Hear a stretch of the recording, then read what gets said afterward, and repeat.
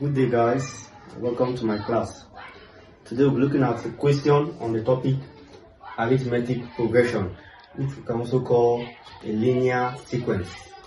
Now, the question says, what is the 50th term of the AP? 3, 7, 11, 15, and 19. Now, it's very easy. Solution. Now, the nth term of an AP is given as Tn equals to A plus, open bracket, n minus 1d, where A here is a parameter which represents the first term of that AP, a linear sequence or arithmetic progression. N here is the number of terms, and then d is a common difference. Now, if you recall, for a sequence is a set of numbers arranged in a definite pattern. And for a sequence, there are two kinds of sequence: a linear sequence, also called arithmetic progression, and also an exponential sequence, also called geometric progression. Now, when you have a sequence such that the difference between two successive terms is constant across every term, then it is called a linear sequence or an AP. Now, how do I mean? Now, this is the first term of this AP, this is the second term. Now, if I subtract the second term minus the first term, 7 minus 3, you have 4. 11 minus 7, you have 4.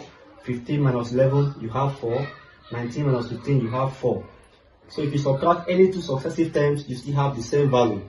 This is what we call an arithmetic progression, because they have a common difference.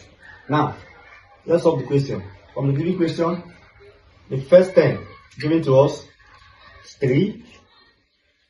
The n is the number of terms. We have to find the 50th term of that sequence. So n is 50, and then the common difference, d, is given us. You can say second term minus first term, third term minus second term, fourth term minus third term. You still have the same thing. So our common difference is 4. Now let's substitute all of this back into the formula. Tn equals to A plus, full bracket, n minus 1d, which is the formula for the nth term of an AP.